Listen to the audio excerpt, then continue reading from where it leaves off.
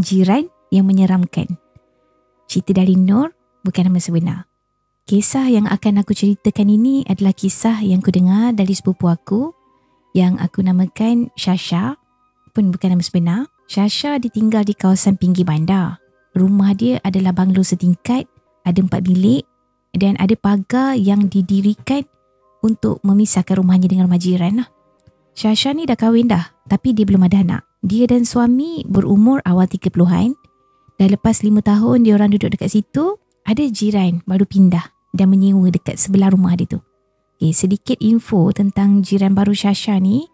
Jirannya merupakan sepasang suami isteri. Aku namakan dia Rosli dan Ramlah. Dan mereka ni ada seorang anak umur 11 tahun. Ramlah adalah seorang wanita dari seberang yang berkahwin dengan lelaki tempatan. Sejak mereka berpindah, terdapat beberapa perkara pelik yang terjadi. Kejadian pertama yang berlaku satu malam tu, masa Shasha dan suami dia tengah tengok TV, tiba-tiba Shasha terdengar suara wanita seolah-olah sedang menangis, merintih. Dia cuba abaikan suara tersebut, tapi makin lama suara tu makin kuat kedengaran. So dia pun tanyalah pada suami dia kan, dengar juga ke?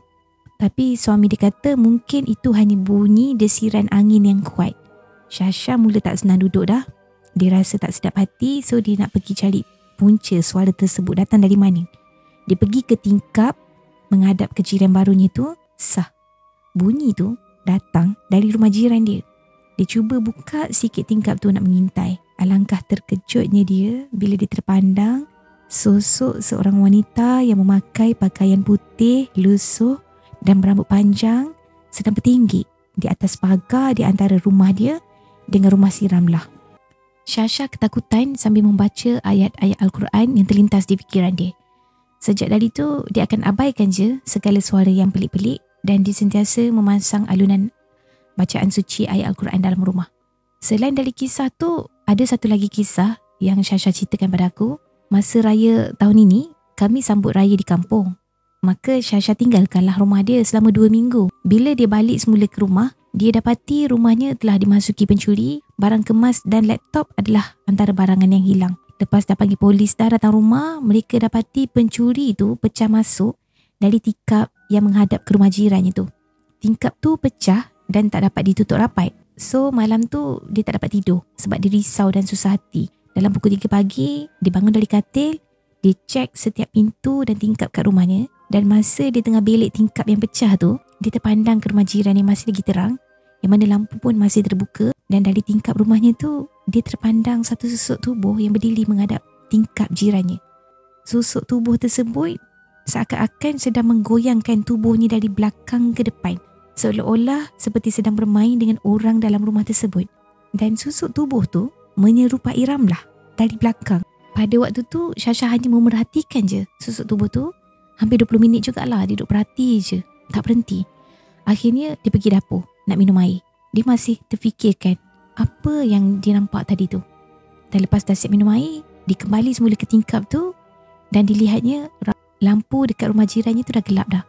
Tapi tiba-tiba ada kelibat yang lalu dekat depan dia.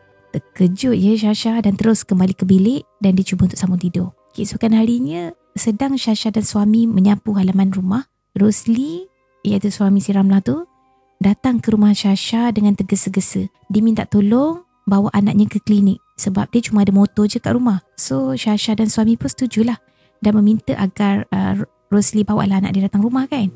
Shasha dan suami kemudiannya membawa mereka sekeluarga pergi ke klinik. Sampai je kat klinik, rupanya anak diorang terkena sawan akibat demam panas. Dan disebabkan mereka tak ada duit masa tu nak bayar kos rawatan $300.5.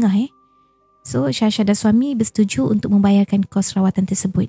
Dan pada malam tu, Shasha mimpi. Dalam mimpi tu, Ramlah dan seorang nenek datang ke rumahnya. Shasha tak pernah nampak nenek tu sebelum ni. Kedua-dua mereka memakai baju kebaya dan berkain batik serta berselendang merah. Mereka berdiri di halaman rumah.